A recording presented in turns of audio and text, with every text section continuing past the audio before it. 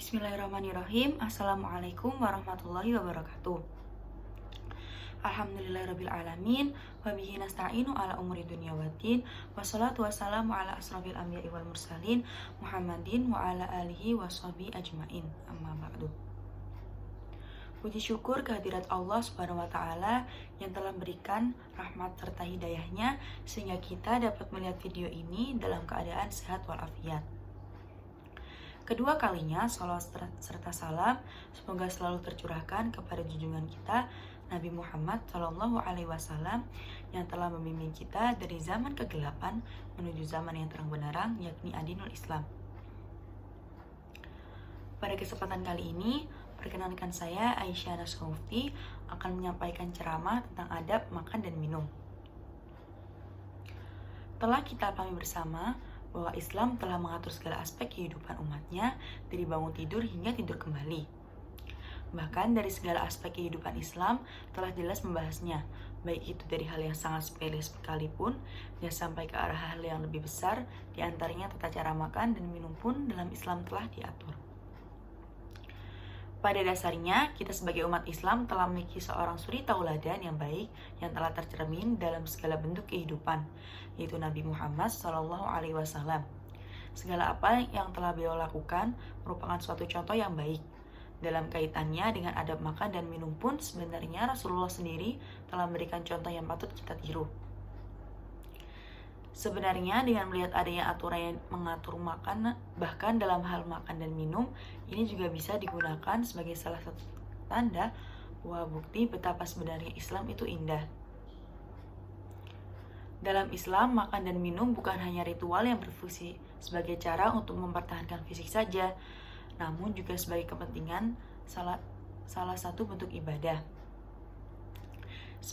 Sehingga dengan makan dan juga minum, kita tidak hanya menjaga fisik selalu dalam keadaan sehat, namun juga bernilai ibadah.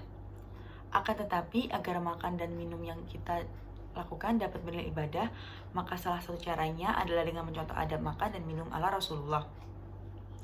Berikut akan saya sampaikan beberapa adab makan dan minum ala Rasulullah.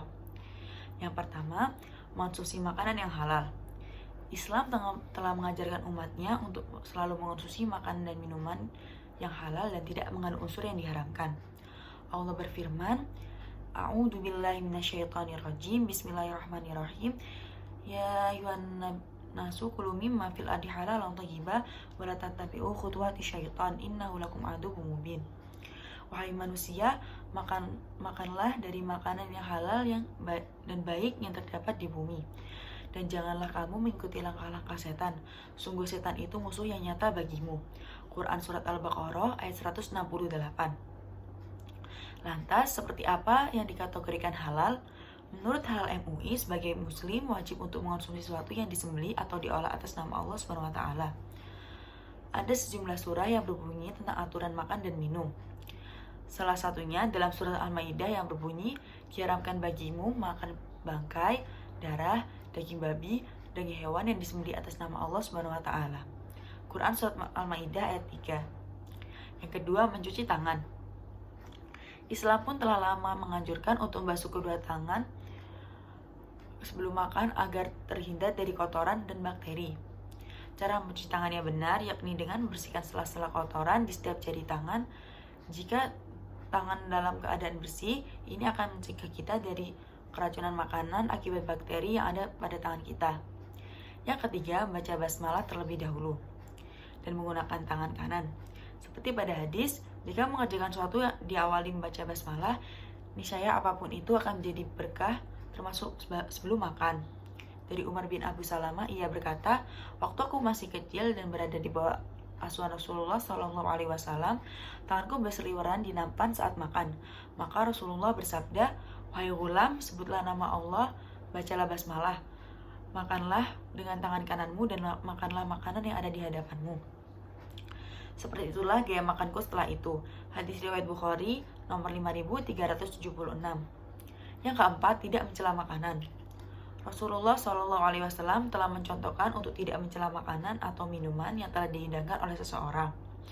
Hal ini berhubungan dengan menjaga silaturahmi antara manusia dan menghargai pemberian Tuhan. Abu Hurairah radhiyallahu anhu berkata, yang artinya Nabi Muhammad SAW tidak pernah mencela makanan sama sekali. Jika beliau menyukai suatu makanan, beliau memakannya. Jika tidak menyukainya, beliau meninggalkannya.